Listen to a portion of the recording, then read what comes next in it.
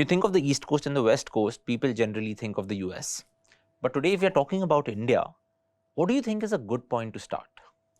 Well, I think, whenever we start talking of destinations, I love to first talk of the geography. Yeah. Because that kind of gets you started, it gets you oriented to what are we really speaking about. And you remember we had a tour called the Great Indian Peninsula Tour under Veena World, Yeah, which the was a long road one. trip, very long trip. We had trips of 30, 40 and 50 days.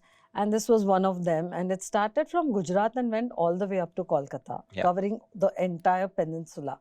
So that tour kind of brought the whole East Coast and West Coast together.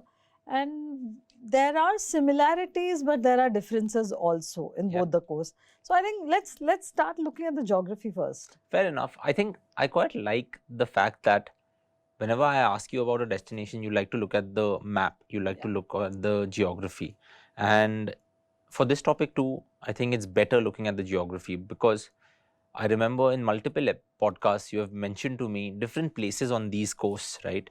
And I really like how you mentioned that on the West Coast, we often see the sunset, right? And on the East Coast, you often see the sunrise over the sea and the beaches.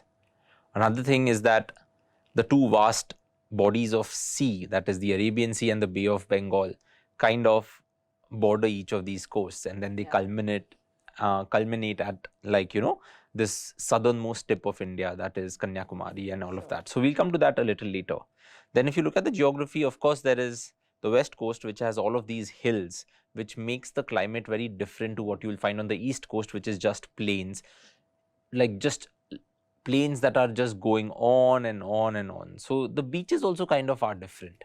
So that's one way of looking at the geography. Any other points you would like to look at? Neil, the hills you mentioned are the Western Ghats. Yeah. And they pretty much run along the coast all the way around. I would look at the rainy season as well. We've had a really long rainy season this year. And if you think of it, the West Coast gets the southwestern monsoon, which starts in June in Kerala, and which is our southernmost point on the West Coast. So once the monsoon hits Kerala, we know it's rainy season. A good point there, and then the monsoon comes up. Then we know that by June first week, when it hits Kerala, we know after a week or two, we'll get it in Mumbai. It comes up towards Karnataka and then further on. I think one of the things I like about that is because the Western Ghats trap the monsoon, literally, and the whole place just turns lush green, that we can actually enjoy the rains on the Western Ghats too, on the West Coast. So West Coast is equally known for the monsoon season or rainy season as the winter or the other things. Whereas the East Coast, it gets some rain during the southwest monsoon. But a lot of the rain here actually comes from the northeastern monsoon as well. Okay. So the northeast monsoon, when it comes in, it's a little later than the southwest. So say southwest monsoon gets over by September or October, and October onwards is when the northeast monsoon comes. So Chennai, Puducherry, down south, they will often have rains there in October or November. So you may think, oh, in India, the rains end by September or October. Let me go to Chennai, but think again. Well, if you enjoy the rains, go in there.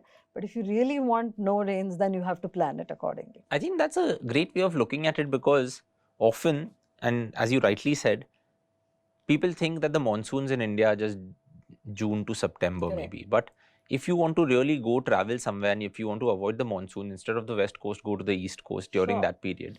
And during the period of the monsoon on the East Coast, there are so many destinations that kind of get unlocked over here. Another way to look at the geography is the states that are on these coasts, right? So on the West Coast, if you go north to south, we have Gujarat, Maharashtra, Goa, Karnataka, and Kerala.